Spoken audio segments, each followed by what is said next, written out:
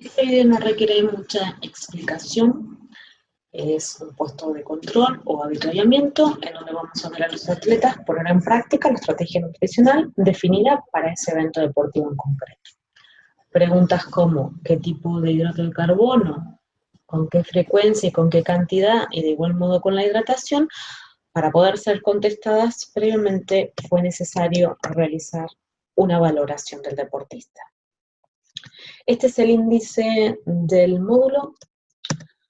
En la introducción voy a definir y explicar qué es el estado nutricional, cuándo se considera que un estado nutricional es óptimo, por qué es importante conocerlo en los deportistas y cuáles son las herramientas que se van a utilizar para su evaluación. Los pasos de la evaluación: veremos una historia clínica, la historia dietética, el historial sociocultural, el historial deportivo, el análisis e interpretación de los datos obtenidos a partir de esas historias, la intervención o planificación de la estrategia nutricional. Para concluir, lo veremos en un ejemplo y resaltaremos los aspectos fundamentales a considerar para este módulo.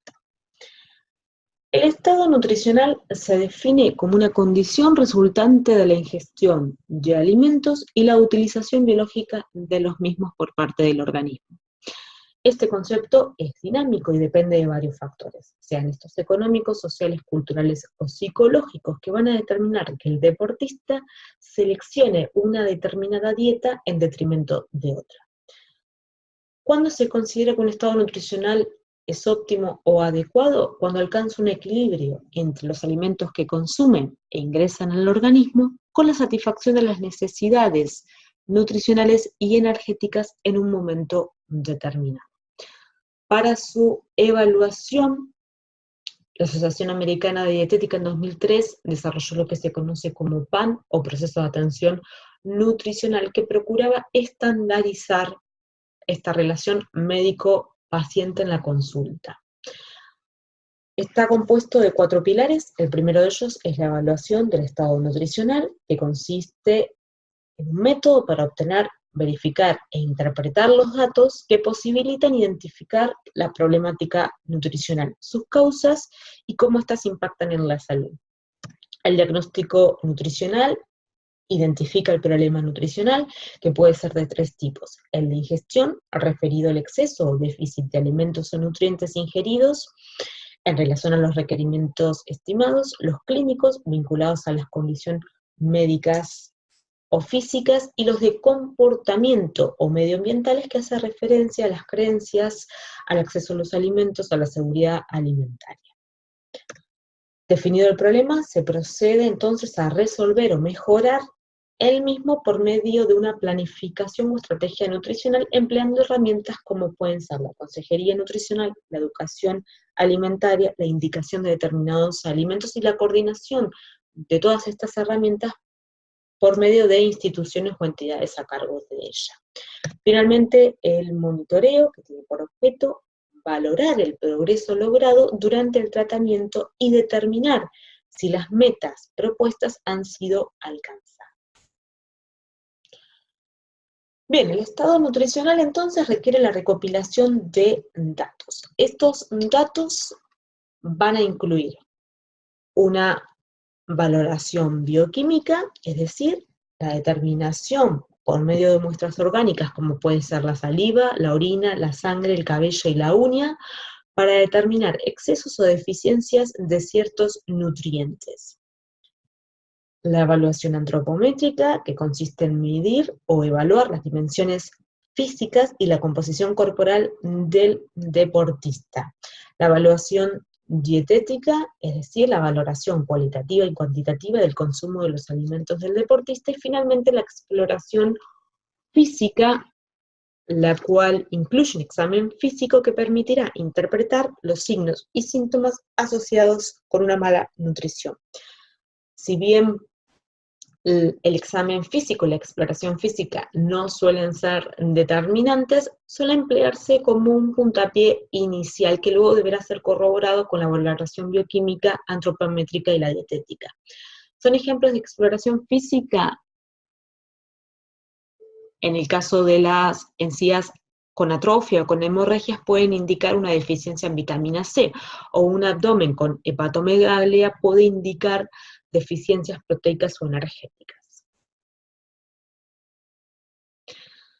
Pero nuestra consulta nutricional está referida a deportistas, con lo cual debemos plantearnos otras preguntas además de las anteriores. Ejemplo, ¿qué deportes realiza? ¿Este deporte es individual o es grupal? En el caso de los grupales, ¿qué posición ocupa en el campo de juego? Si el deporte es acuático, ¿es indoor o es outdoor? Para lo cual deberemos además contemplar las condiciones ambientales para así poder ajustar, por ejemplo, las pautas hídricas en el caso de ambientes cálidos y húmedos. Asimismo, debemos determinar cuándo y cómo compite, es decir, considerar el calendario. ¿Qué sistemas energéticos predominan y cuáles son los objetivos que tiene tanto el deportista, el preparador físico y el entrenador? Es decir, que deberemos ahondar en todos los aspectos deportivos que nos permitan valorar y entender al deportista. Ejemplo, macros y microciclos, los entrenamientos deportivos semanales, la duración, la intensidad, cuáles son las sensaciones durante los entrenamientos, las sensaciones en cuanto a la recuperación, qué objetivos en composición corporal, de marcas o de técnicas tiene el deportista, cuál es la planificación de la hidratación, de las pautas dietéticas y nutricionales antes, durante y después de la competencia, si el deportista consume suplementación o ayudas ergonutricionales. Estas serían algunas de las pautas que debemos de considerar para la planificación. Pero además de ello, debemos tener en cuenta y asegurarnos que en la entrevista dietética haya una comunicación efectiva. Esto permitirá entonces la participación activa del deportista. ¿Cómo lo logramos? A través de algunos principios. No juzgar al deportista, es decir, describir una situación o un hábito no saludable en lugar de evaluarlo, de modo tal de que el paciente no se sienta juzgado o con culpa. No manipular al deportista. ¿Qué significa esto? Que el deportista no vea la situación desde la perspectiva del dietista nutricionista, sino que éste pueda sacar sus propias conclusiones y establecer sus objetivos y metas. La equidad entre el entrevistador y el paciente hace referencia entonces a que el dietista nutricionista no está en condición de superioridad. De esta forma evitamos que el deportista se encuentre en una reacción defensiva. La empatía con el deportista nos va a permitir asegurar la adherencia al tratamiento. Y la receptividad hace referencia a la capacidad del dietista nutricionista a escuchar al deportista, permitiendo que éste exprese sus sentimientos, sus temores en relación al tratamiento, a sus motivaciones. Además de la comunicación efectiva, debemos tener en cuenta los aspectos vinculados a la interferencia ambiental. Esto quiere decir a que la consulta debe realizarse en un espacio donde se asegure la privacidad, donde no haya ruido, donde la temperatura ambiental sea la adecuada, ni muy cálida ni muy fría, con asientos cómodos, evitando la escasa ventilación. Además, hay que considerar la interferencia fisiológica referida a deficiencias visuales, auditivas o problemas de memoria que puedan dificultar, por ejemplo, la recolección de los datos alimentarios. Y finalmente la interferencia emocional, es decir, las emociones del deportista, ya sea por sus prejuicios o las experiencias negativas con otros profesionales o con otros tratamientos o dietas anteriores. Sin lugar a dudas, si el dietista nutricionista tiene experiencia personal en la práctica deportiva, va a poder empatizar más rápido con el deportista en cuanto este detalle sus sensaciones ingiriendo determinados alimentos o posterior a un entrenamiento exhaustivo. Pero no debemos olvidar que siempre se debe asegurar que el asesoramiento que brindemos y la planificación de esta estrategia nutricional esté avalada científicamente. Como hablamos de deporte, no podemos dejar de mencionar el rendimiento, es decir, la capacidad del deportista de poner en marcha todos los recursos en una condición determinada.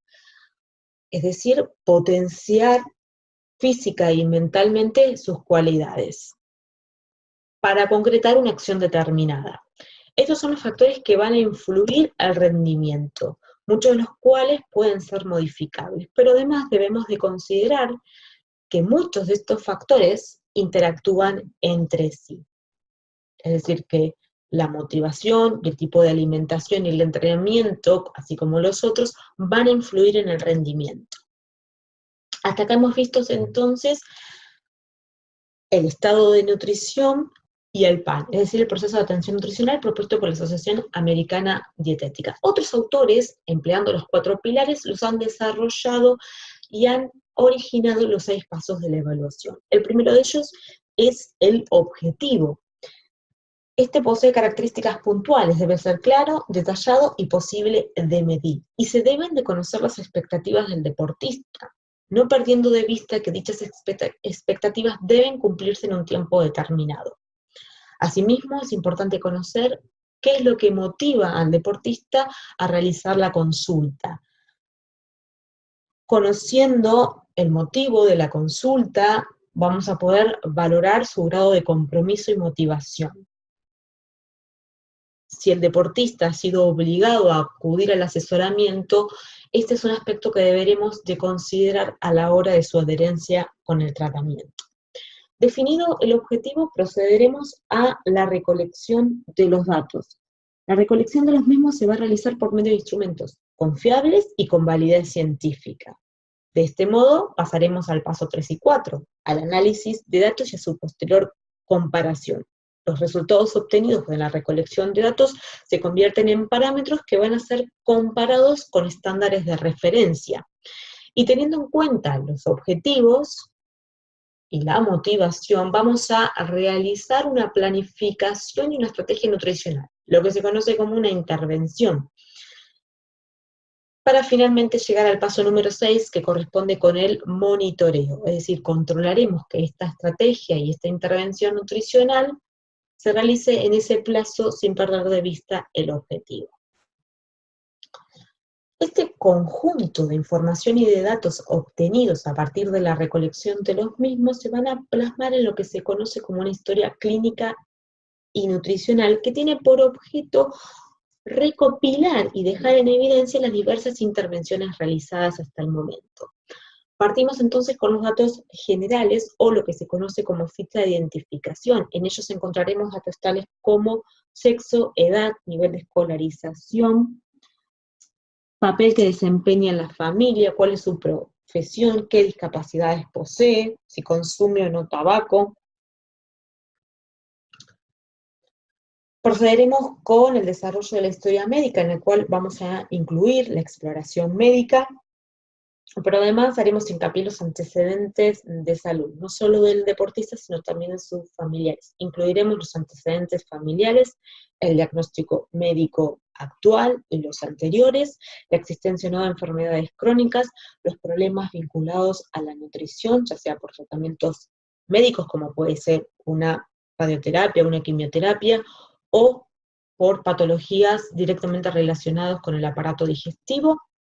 También incluiremos el consumo de fármacos, alergias, definiremos y comprobaremos el tránsito intestinal y todos los aspectos vinculados al estilo de vida y a la vida social. Hasta acá vimos los datos generales y el historial médico. Para el historial dietético es necesario realizar una anamnesis alimentaria, recopilando información relativa a los alimentos consumidos. La evaluación dietética se puede realizar tanto desde un punto de vista cualitativo como cuantitativo.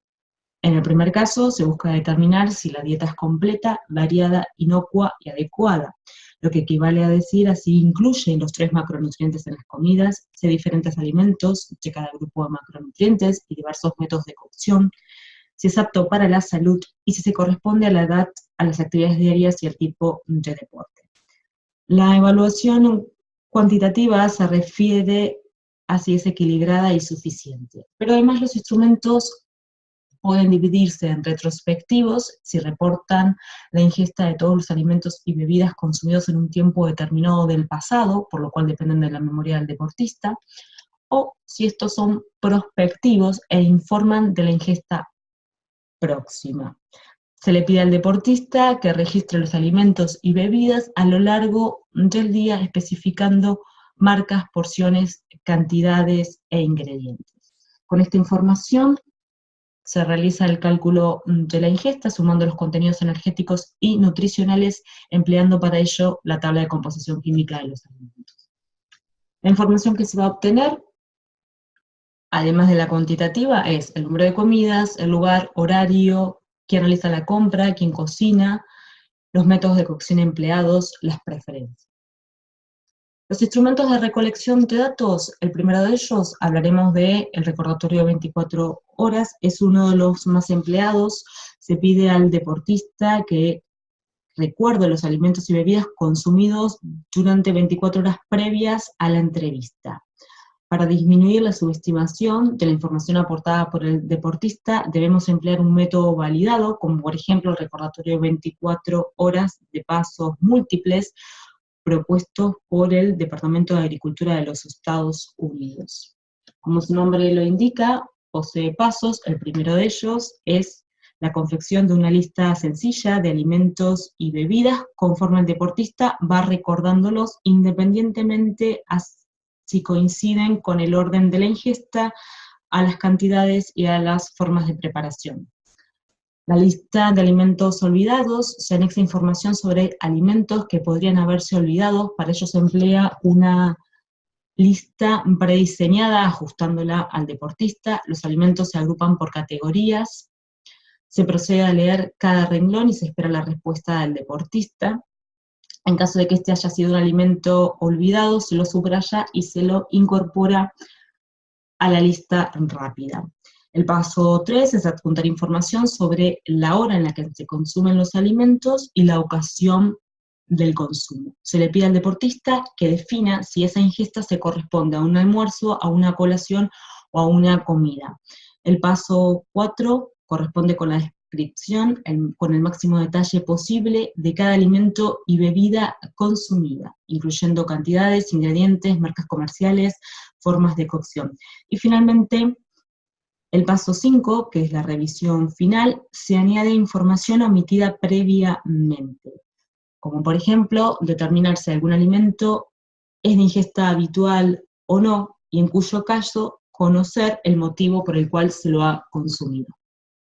¿Cuáles son las ventajas y las limitaciones de emplear el recordatorio de 24 horas? Por un lado es rápido, es económico, tiene un alto grado de aceptación, no altera la dieta habitual, y debido a que es un cuestionario abierto, se puede ir profundizando e incorporando los alimentos. Las desventajas es que el día seleccionado puede no ser representativo de la ingesta, los datos no son cuantitativamente precisos, depende de la memoria del deportista, y sobre todo el dietista nutricionista debe estar entrenado para poder ayudar al deportista a recordar estos alimentos. Vamos con el cuestionario de frecuencia de consumo de alimentos, que busca determinar la frecuencia habitual de ingesta de un alimento o grupo de alimentos durante un periodo de tiempo determinado. Estos cuestionarios pueden ser cuantitativos, cuando describen la cantidad de energía, nutrientes y grupo de alimentos; semicuantitativos, son los más empleados, y en ellos se hace referencia a la porción consumida en relación a una porción estándar de referencia; y los cualitativos, que determinan con qué frecuencia se consumen ciertos alimentos o grupos de ellos, independientemente de la cantidad.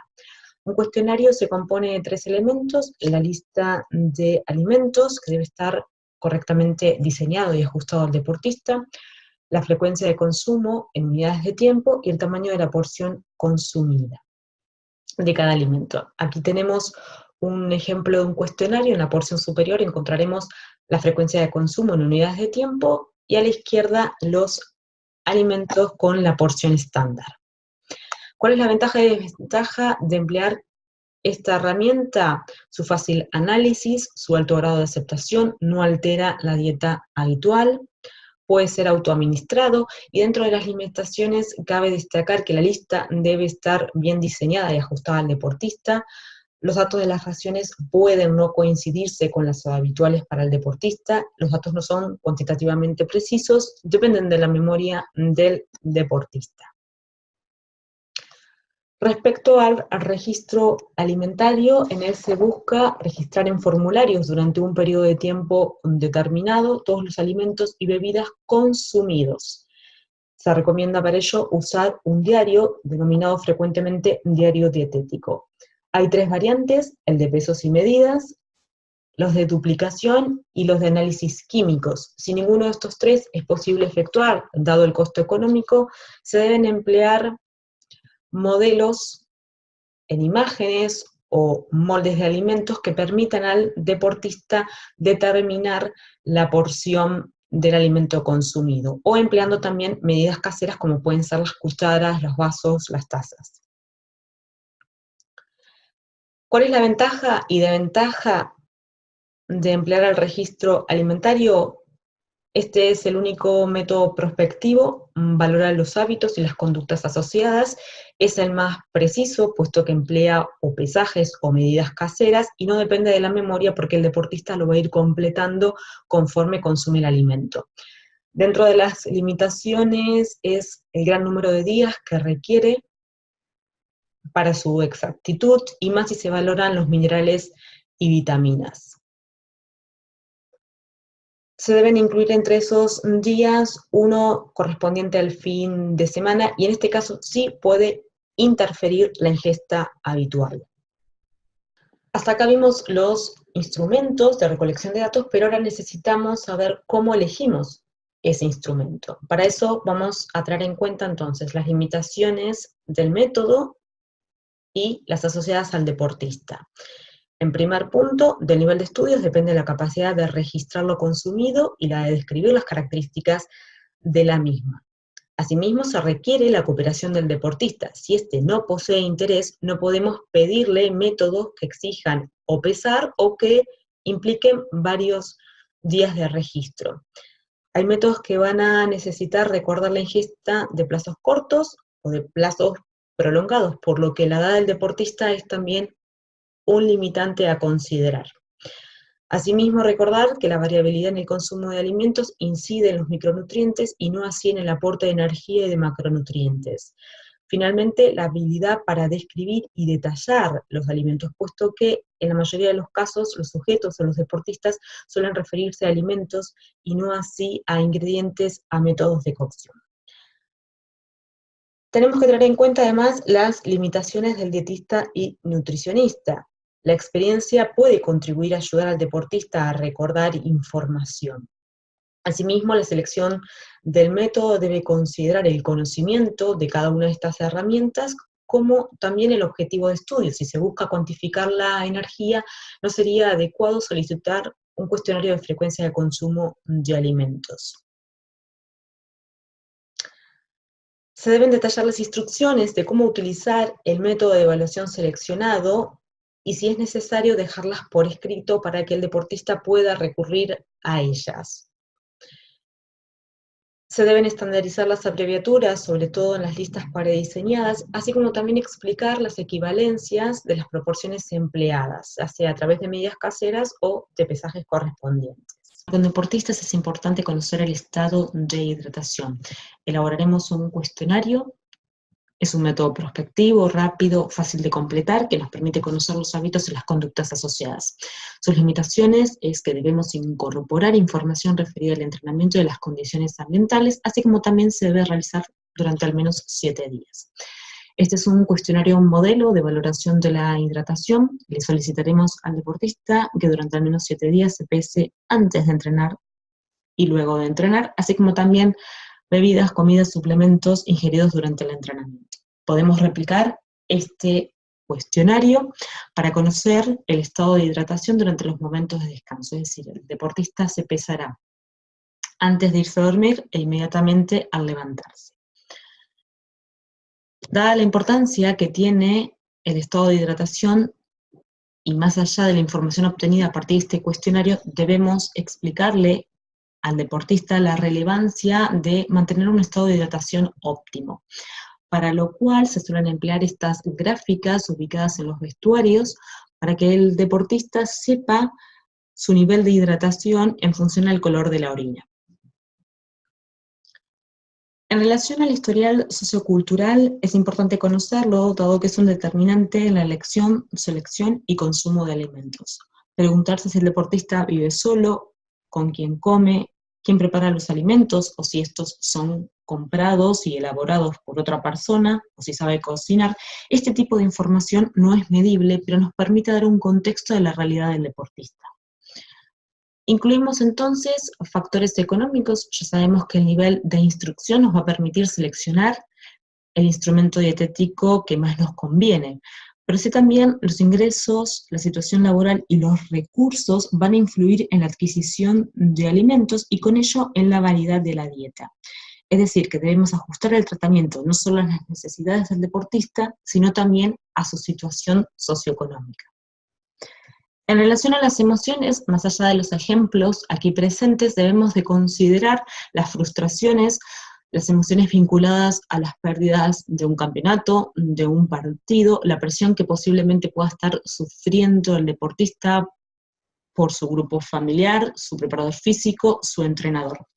Estas emociones van a influir en los hábitos alimentarios, pudiendo inhibir el apetito o aumentar el consumo. Y finalmente los aspectos culturales o religiosos, de modo directo porque determinados alimentos pueden estar prohibidos o restringidos en un momento determinado del periodo de entrenamiento. Un ejemplo bastante gráfico de los factores culturales o religiosos es el caso de Mohamed Salah, este futbolista perteneciente al Liverpool y a la selección nacional de Egipto. Participa en el Ramadán, razón por la cual realiza un periodo de ingesta de ayuno durante al menos 28 o 29 días. Hecho que debemos contemplar en la planificación dietética. Otro de los ejemplos son los deportistas procedentes de países tales como Argentina, Uruguay, Brasil o Paraguay, que suelen consumir determinadas infusiones que pueden tener relevancia no solo en trastornos gastrointestinales, sino también en las sensaciones vinculadas al apetito. Aquí hay una tabla con religiones y determinados alimentos en donde vamos a ver que algunos de estos están aceptados, otros prohibidos u otros están restringidos en un momento determinado. Es decir, que debemos brindarle al deportista recomendaciones que contemplen estos aspectos culturales y religiosos. En relación a las aptitudes, el conocimiento del deportista en relación a los alimentos, a determinadas bebidas o suplementos y ayudas ergogénicas van a influir en su conducta alimentaria. Supongamos que el deportista tiene una insatisfacción de la imagen corporal, lo más probable es que éste tienda a reducir la porción calórica o a restringir en algunos casos determinados grupos de alimentos como los carbohidratos y las grasas. Debemos considerar además las creencias y los mitos erróneos en la mayoría de los casos sobre determinados alimentos tales como los dietéticos o determinados suplementos. Y finalmente, corroborar si la meta u objetivo del deportista es realista. Puede querer descender de peso en un periodo de tiempo muy inferior al que realmente se necesita para lograrlo. Otro de los aspectos que deben estar incluidos en el historial sociocultural están vinculados a la cronobiología o todos aquellos aspectos que hacen al estilo de vida del deportista. La temporalización de la ingesta, la temporalización del entrenamiento o el consumo de determinados alimentos en un momento específico del día, así como también los hábitos vinculados al descanso, pueden perjudicar o favorecer el objetivo nutricional que se busca. Acá tenemos algunos ejemplos. Supongamos que el deportista desea descender de peso, probablemente si éste come tarde, vemos las reacciones que esto desencadena, no sería la recomendación más atinada para alcanzar ese objetivo.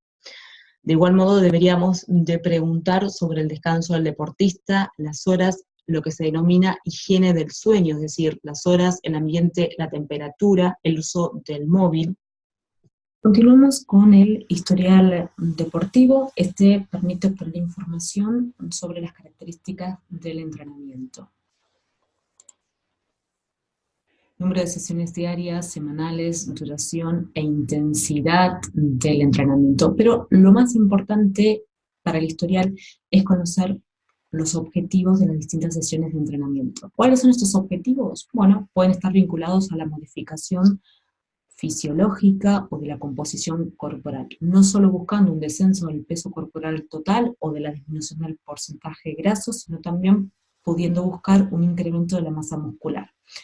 Se puede buscar mejorar la técnica deportiva, mejorar la fuerza, la resistencia, la flexibilidad o la combinación de algunos de estos aspectos. Además de las características propias del entrenamiento, tenemos que tener en cuenta las características de cada uno de los periodos o etapas. El entrenador realiza una gráfica similar a esta, en donde vamos a ver la periodización anual, dividiendo en periodos específicos con tareas y objetivos y contenidos concretos. De igual modo, la nutrición tiene que considerar en qué periodo se encuentra el deportista para poder asignar un objetivo nutricional específico. Si deseamos modificar la composición corporal, si bien se puede lograr en cualquiera de estas etapas, lo recomendable es que se realice durante el periodo transitorio, a los efectos de que esta modificación de peso no interrumpa o no malogre la competencia deportiva. Si por el contrario necesitamos lograr un incremento de la masa muscular y prepararla para soportar las cargas que se van a realizar durante el periodo competitivo, bueno, esta estrategia nutricional debe realizarse en el periodo preparatorio. ¿Cómo se va a obtener la información del historial deportivo? Por medio de un método de evaluación de la actividad física. Este método se emplea en población general. En este caso es un cuestionario denominado índice FIT, que evalúa 3 variables: la frecuencia, el deportista, o en este caso la población general, va a responder por alguna de estas respuestas y se le va a asignar un valor, de igual modo con la intensidad, y finalmente con el tiempo, ese valor se va a multiplicar con los otros dos, obteniendo un valor total que va a permitir a mí conocer el nivel del deportista. Si trabajamos con federados o atletas de élite, debemos realizar entonces un recordatorio deportivo, debido a que es mucho más preciso. Es un método prospectivo, no depende de la memoria, porque el deportista lo va a ir completando conforme realiza el ejercicio, es autoadministrado y es preciso en la medida que pueda completarse de manera detallada con las características del entrenamiento. ¿Cuál es la principal limitación? Es que debe realizarse durante al menos 7 días a la semana y que no contempla ni valora el entrenamiento deportivo en su conjunto, como vimos con la periodización, sino tan solo va a evaluar el ejercicio realizado durante esa semana. Finalmente nos quedan 2 parámetros más para evaluar. Uno de ellos es el antropométrico. De este modo se va a medir y evaluar las dimensiones físicas y la composición corporal de nuestro atleta. Vamos a emplear métodos validados. Para ello se utilizan las técnicas antropométricas de Isaac. El deportista va, por medio de las mediciones, se va a completar un formulario similar al que vemos a continuación, y los resultados van a permitir ubicar a mi deportista en uno de los 3 somatotipos. Puede ser endomórfico, con una representación mayoritaria de la masa grasa; mesomórfico, con una representación mayoritaria del músculo esquelético; y finalmente ectomórfico, representativo de la delgadez. Lo más importante de la evaluación antropométrica en este punto es conocer los parámetros específicos para ese deporte y ese género, no solo en porcentaje de masa muscular, sino también en porcentaje de masa grasa. A modo genérico, se habla de que en los hombres debe buscarse un porcentaje de grasa en torno al 5 y al 10%, y en las mujeres en torno al 10 y al 15%. Valores inferiores para ambos pueden tener implicancias en el sistema inmunológico, y de modo particular en la mujer, valores inferiores van a afectar los estrógenos, y con ello va a determinar un compromiso de la masa ósea, poniendo en riesgo no solo el rendimiento deportivo, sino también la salud.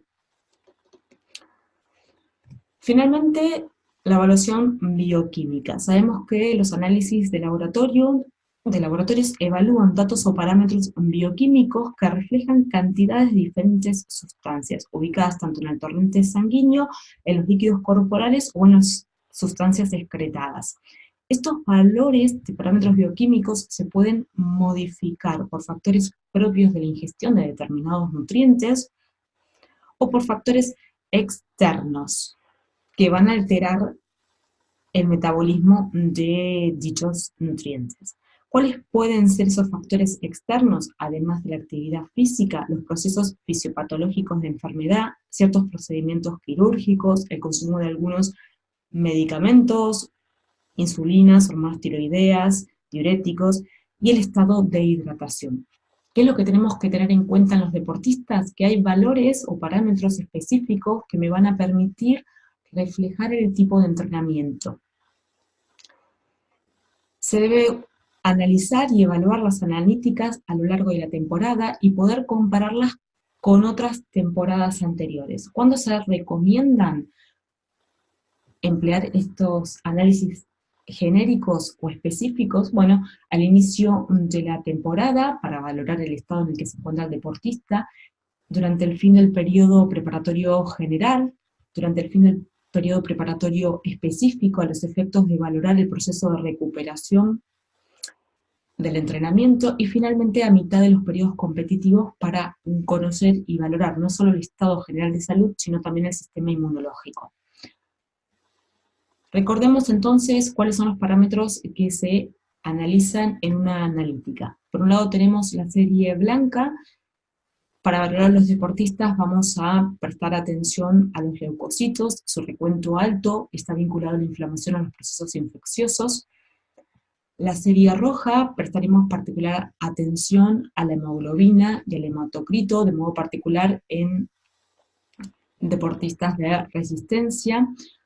En otros parámetros nos vamos a quedar con el hierro sérrico, la ferritina, no solo porque está vinculado a la anemia y de nuevo a la triada de la mujer con la disminución del porcentaje de grasa, sino también que los deportes de resistencia, sobre todo los de impacto, como son los de maratón, carreras de pie, etc., requieren valores específicos.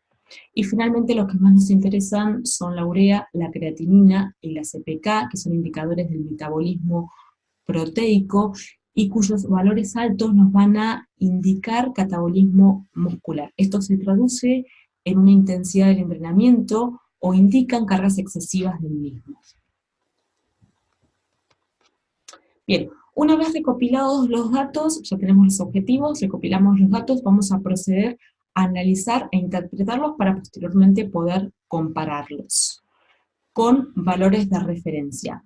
De igual modo que se va a hacer con la bioquímica, se va a hacer con los valores antropométricos y con la ingesta. En el caso de la ingesta vamos a utilizar ingestas dietéticas de referencia, recomendaciones específicas para determinados deportes y en determinados momentos deportivos, y vamos a emplear programas nutricionales que nos van a facilitar su análisis. Tenemos un objetivo, recolectamos datos, los analizamos, los interpretamos y los comparamos con parámetros de referencia, y ahora lo que resta es trazar la estrategia nutricional o, como se denomina, la intervención nutricional, que tiene por objeto resolver o mejorar el problema. Para ello vamos a utilizar diversas herramientas, como puede ser la consejería nutricional, que no es más que una consulta donde se van a fijar objetivos, metas y planes de acción. Puede ser, sino a través de la educación alimentaria, donde se va a instruir al deportista en habilidades que le van a permitir modificar elecciones o comportamientos, ya sea desorganizar el horario de ingesta a corregir excesos o carencias. Sino a través de la indicación de alimentos, es decir, un asesoramiento individualizado acerca de la elección de alimentos, las características de la comida, las colaciones, los modos de preparación, y finalmente la coordinación en el cuidado nutricional, es decir, coordinar con las instituciones o entidades encargadas del cuidado de salud, incluyendo también el centro deportivo. Tenemos las herramientas y ahora sí, para asegurarnos el éxito de la planificación nutricional debemos de considerar los limitantes del rendimiento. Estos son, por un lado, la deshidratación, que se define como la pérdida de líquido corporal que ocurre en el deportista cuando no repone líquidos o cuando no compensa la cantidad perdida. Se origina a partir de un esfuerzo físico intenso, de la restricción de líquidos, del uso de diuréticos o de la exposición en ambientes calurosos. La deshidratación va a conllevar también un desequilibrio hidroelectrolítico en algunos casos. Recordemos que el electrolito es una partícula que ayuda a regular el equilibrio de líquidos. Si no hay en suficiente cantidad, se producen síntomas tales como apatía, debilidad o calambres. El tercero de los limitantes es la depresión de las reservas de glucógeno, es decir, la disminución de las reservas de glucógeno muscular o hepático van a conllevar a fatiga y a partir de ahí la disminución del rendimiento. Los problemas gastrointestinales que voy a desarrollar a continuación, y finalmente el déficit energético, mineral y vitamínico. Conociendo las herramientas y los factores limitantes, vamos ahora a explayarnos un poco más en la problemática gastrointestinal. Sabemos que son los principales limitantes del rendimiento de modo directo y además de modo indirecto debido a que imposibilita consumir nutrientes y alimentos recomendados para un deporte específico en un momento determinado. La causa principal es la disminución del flujo sanguíneo gastrointestinal, que determina una disminución del vaciamiento gástrico y con ello de la absorción intestinal. Su origen puede ser mecánico, en el caso de los ciclistas, la posición en la bicicleta determina un aumento de la presión abdominal y con ello aparecen los síntomas gastrointestinales superiores, es decir, náuseas, vómitos, úlcera. O en el caso de los corredores, los ejercicios de impacto están asociados a síntomas gastrointestinales inferiores. Estos se definen como aquellos que implican un incremento en la frecuencia intestinal o la aparición de cólicos abdominales. ¿Cuándo ocurre esto? Debido a dos situaciones. A un aumento del tránsito de alimentos, que bien puede ocurrir en un evento deportivo de 42 kilómetros o en un triatlón, donde el consumo de alimentos es elevado, o a partir de la alteración en la absorción. Las causas nutricionales resumen bastante las características descritas. Por un lado, la fibra, la grasa y la proteína van a enlentecer el vaciamiento gástrico, mientras que la fructosa, la absorción es más lenta. Ya explicamos que la deshidratación, los ejercicios intensos y los ambientes calurosos disminuyen el riesgo, con lo cual incrementan la sintomatología. Y en el caso del ambiente cálido, además, favorece la permeabilidad epitelial de endotoxinas bacterianas, lo que conlleva a un endotoxemia. Y finalmente, la osmolaridad también debe ser contemplada para evitar problemáticas gastrointestinales. ¿Cómo se resuelve esto? Por un lado debemos de considerar las pautas propuestas por Heukenroth con lo que denomina el entrenamiento gastrointestinal, es decir, entrenar la capacidad intestinal para permitir incrementar la cantidad de carbohidratos. Por otro lado, debemos de tener presente las características de las bebidas isotónicas. Es decir, se deben evitar altas osmolaridades, altas concentraciones de glucosa, elevados volúmenes, es decir, ingerir líquidos en altas cantidades de manera muy rápida y a temperaturas altas. Todos estos factores van a contribuir a incrementar el vaciamiento gástrico, disminuyéndolo, y por otro lado, a disminuir también la absorción, es decir, no solo la velocidad, sino también la absorción. ¿Qué ocurre cuando los problemas gastrointestinales aparecen junto con la hidratación? Bueno, ya comentamos que la deshidratación va a disminuir el volumen plasmático y con ello la irrigación, lo que va a llevar a un incremento vasoconstrictor esplácnico y con ello va a haber problemas en la absorción intestinal. El último elemento a considerar en la planificación nutricional o en la intervención es la coordinación entre el entrenamiento y la nutrición. Ya vimos las herramientas y los factores condicionantes del rendimiento. Ahora lo que resta es la sincronización de estos periodos o etapas en las que se divide el entrenamiento a lo largo del año, que poseen objetivos y características específicas, sincronizarlas con las pautas nutricionales. Un ejemplo claro son las pautas que se confeccionan durante el periodo transitorio, en donde el deportista vuelve de un receso vacacional u originado por lesiones, donde lo que se va a buscar es el mantenimiento de la composición corporal, o en cuyo caso el descenso de la composición corporal, principalmente buscando el descenso del porcentaje graso. En el periodo competitivo se va a hacer énfasis en las pautas vinculadas al antes, al durante y al después de las competiciones, y en el periodo preparatorio se van a poner en práctica las estrategias nutricionales y las ayudas ergogénicas que se desean utilizar en el periodo competitivo.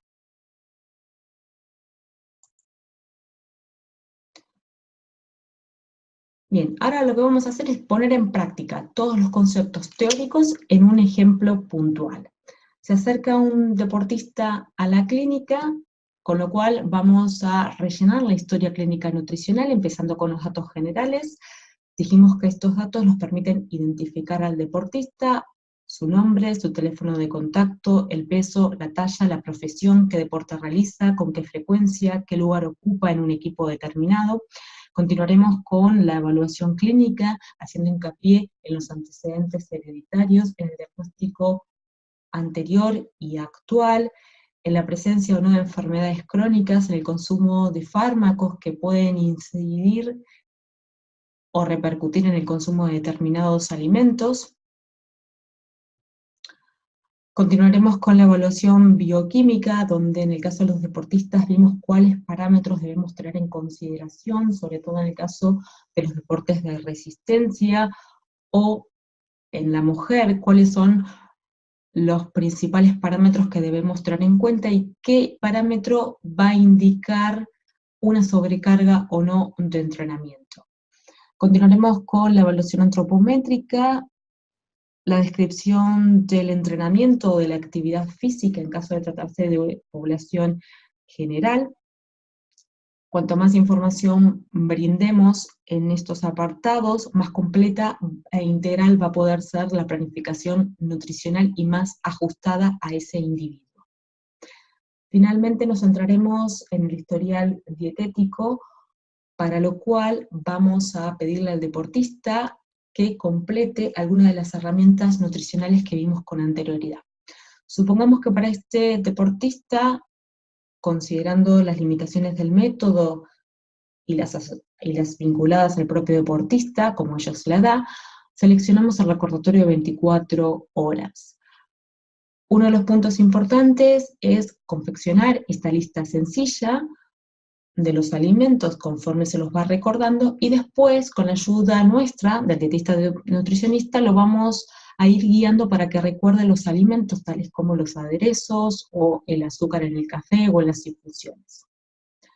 Podemos complementar este registro con una frecuencia de consumo de alimentos que podría estar ajustada al tipo de deporte. En el caso de los deportistas de fuerza, podríamos confeccionar un cuestionario de frecuencia de consumo de alimentos que solamente contemple un grupo específico, como puede ser las proteínas, o para los deportistas de resistencia, exclusivamente desarrollar uno que contemple nada más que alimentos con hidratos de carbono. El deportista que viene a la consulta es un maratonista que ha participado en 15 eventos deportivos con una talla de 180 centímetros y un peso de 80 kilogramos. Realiza un entrenamiento semanal de 130 kilómetros y posee una edad de 35 años. Estos son parte de los datos generales que luego complementaremos, como ya vimos antes, en la historia clínica y nutricional. Además de los 130 kilómetros semanales, necesitamos tener características puntuales de cada una de las sesiones que realiza este deportista y cuál es su objetivo y motivación. Nos pondremos en contacto con el preparador físico o el entrenador, que nos va a ofrecer esta planilla o esta periodización anual, de entrenamiento para este atleta. Podremos ver que en este caso el entrenador ha incorporado algunos eventos que este deportista desea participar, razón por la cual la estrategia nutricional que empleemos debemos monitorearla al final para poder ajustarlas para futuros eventos. Bien, nuestro deportista quiere participar en el Grand Trail de Peñalara, que consta en correr 114 kilómetros en un plazo total de 28 horas. Este evento se realiza en junio, es verano, con lo cual deberemos tener en consideración no solo las cuestiones topográficas vinculadas al perfil, sino también a las condiciones climáticas. Para poder ajustar la planificación nutricional que va a llevar a cabo el deportista y que va a practicar durante el periodo precompetitivo, debemos tener en consideración qué material deportivo va a utilizar el mismo y qué material deportivo y o nutricional cuenta el evento. Para eso nos pondremos en contacto con el evento a través de la página web en la mayoría de los casos y veremos en este caso no solamente el perfil del evento, sino también los distintos puestos de control. Y en esos puestos de control, que vamos a tener que calcular y estimar en qué momento y en qué minuto va a llegar el deportista, veremos con qué alimentos o bebidas cuenta para suplementarse. Teniendo en cuenta la información provista por el evento y luego de hablar con el deportista, el que nos va a decir qué material deportivo va a llevar consigo para poder acarrear tanto los suplementos como las bebidas, estos materiales deportivos son, por un lado, los bidones, que en este caso son deportistas de élite, con lo cual los bidones lo más probable es que los hayan obtenido en los puestos de control. Estos deportistas, debido a su velocidad, no acarrean y no consumen otros alimentos hasta no acceder al próximo puesto de control. Si nuestro deportista fuera ciclista, veremos y determinaremos cuántos bidones va a llevar y si además de ellos va a acarrear con algún otro complemento, como pueden ser las riñoneras, los cinturones, las mochilas o los chalecos, o en este caso los que se sujetan a la mano. Saber esto me va a permitir a mí determinar cuánto de los alimentos que le voy a planificar los va a consumir en el puesto de control, o si directamente no conviene detenerse en el puesto de control, sino que los consumirá en el tiempo determinado y simplemente se abastecerá con los que cargue el mismo. Por eso es importante saber si esos bidones cuántos centímetros cúbicos tienen. En el caso de las mochilas, que suelen tener espacio para 2, podríamos definir poner en un agua y en el otro bebida isotónica. Con todas estas características que hemos descrito hasta el momento y considerando el perfil topográfico y ambiental, vamos a diseñar la estrategia nutricional, que la podríamos dividir en dos. La estrategia nutricional que va a llevar a cabo en cada uno de los puestos de control. A modo de ejemplo, acá tendríamos cuál es la hidratación que va a realizar el deportista, qué consumos y de qué tipo de alimentos, si estos son los sólidos o los líquidos, si va a usar gominolas, geles, barritas proteicas, energéticas, frutos secos. Y además debemos de considerar la ingesta por hora, dadas que las pautas para eventos superiores a 3 horas determinan un consumo de líquidos de entre 800 y 120 mililitros, pudiendo ser superiores en condiciones ambientales cálidas y húmedas. Asimismo, la ingesta de hidratos de carbono se ubica en el orden de 90 gramos hora para eventos superiores a 3 horas. Entonces, en función a eso y sabiendo que el deportista puede finalizar el evento de 114 o 144 kilómetros en un total de 28 horas y pudiendo terminarlo en un máximo de 23, bueno, realizaremos los cálculos necesarios para determinar cuánto consumirá en el puesto de control y cuánto deberá cargar consigo en alguno de estos materiales deportivos. Para finalizar, rescataremos algunos conceptos principales. Sin lugar sin lugar a dudas, uno de ellos es la comunicación efectiva. Para lograr la participación activa y la cooperación del deportista, debemos tener en cuenta los aspectos sociales, religiosos, culturales y las creencias que el mismo tenga, más allá de las experiencias negativas y los prejuicios que el deportista pueda tener al implementar una pauta nutricional o al seguir una dieta determinada.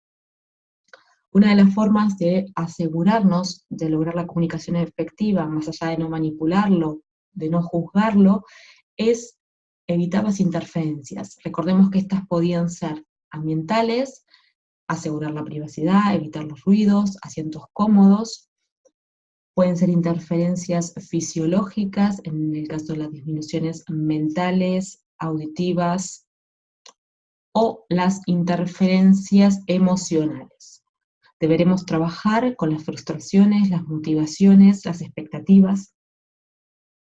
Otro de los aspectos es considerar los factores que contribuyen al rendimiento, que vimos entre ellos la alimentación, el entrenamiento, el estilo de vida, el genético. Algunos de estos factores pueden ser manipulados con mayor o menor impacto sobre el rendimiento, y también hemos visto los factores que delimitan el rendimiento.